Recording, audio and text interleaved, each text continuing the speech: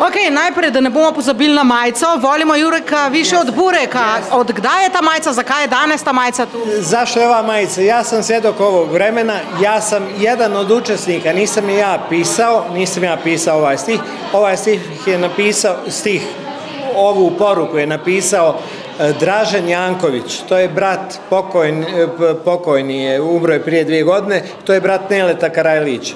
On je ovu poruku napisao u svom podrumu u Sarajevu i sa ovom porukom je otišao 14. februara da razapne transparent na kome piše volimo Jureka više od Bureka. Znači, srebrna medalja za Jugoslaviju, Jure Franko, Drale Janković. To je ta priča. I zato je ova majica danas ovdje. Z tega športnega dogodka pa vi niste fotografirali ali tudi ste? Sve sam fotografisao, znači neki moj rad je od 85. godine, ne profesionalni nego baš amaterski. 99. godine je počeo biti profesionalan sa radom u grupi Emir Kusturica No Smoking Orkestra, s kojim sam obišao 900 gradova širom svijeta, sve najveće dvorane, najveće festivale. Imao sam njega kao odličnog, najboljeg profesora, tako da sam iskoristio njega kao profesora i današnju tehniku i ove fotografije tako nastale. Kaj je pa tu na razstavi, kako ste izbirali te fotografije, ki jih lahko tu vidimo? Nisam ih ja birao, birali su ih urednici.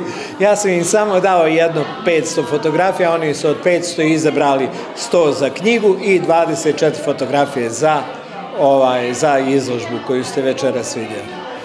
Katera pa pri vas tako vzbuja največji pečat, da je pustila? No, če bi pogledali tako fotografije, kera je tista, ki bi rekli, ja, to pa budi nostalgijo. Ne znam da li sam razumio, ali hoću da vam kažem, to je kao kad majku pitate koje vam je dijete najdraže. Sve su mi fotografije divne, pokazuju jedno vrijeme u kom smo živjeli bez mobilnih telefona, bez ratova, bez bolesti. To je to neko vrijeme. Ima veze sa jugonostalgijom, ima, naravno da ima, živio sam u tom vremenu.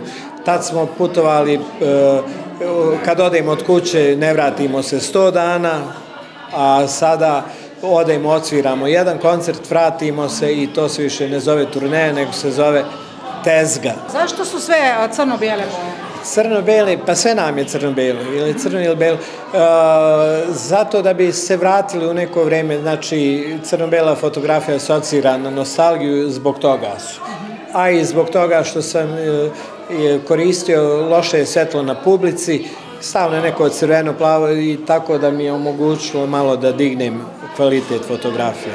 Ali uglavnom nostalgija i tehnički mi je pomoglo da su crno-bijele.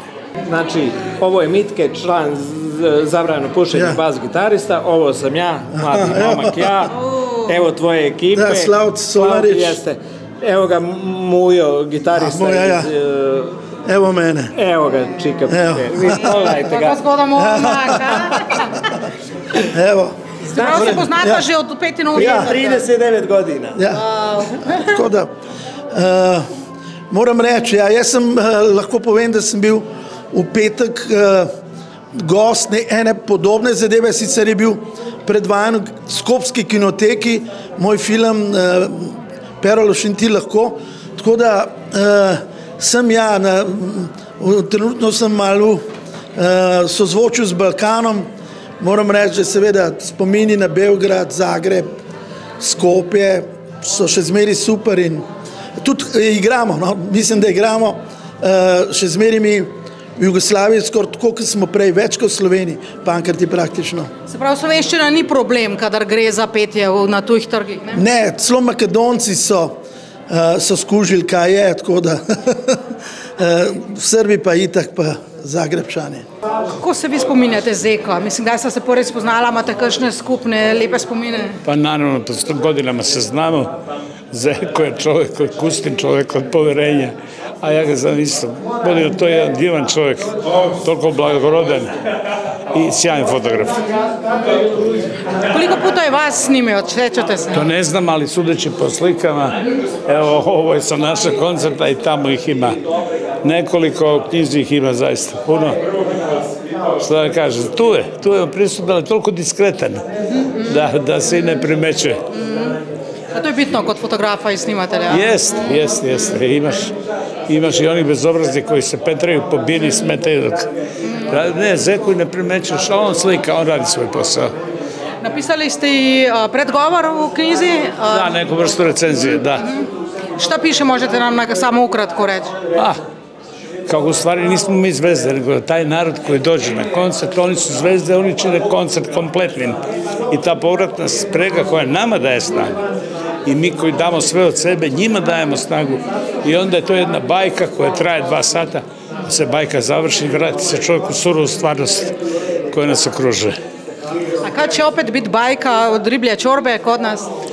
Mislim da sam već rekao 20. aprila u Medija centru riblje čorba svira.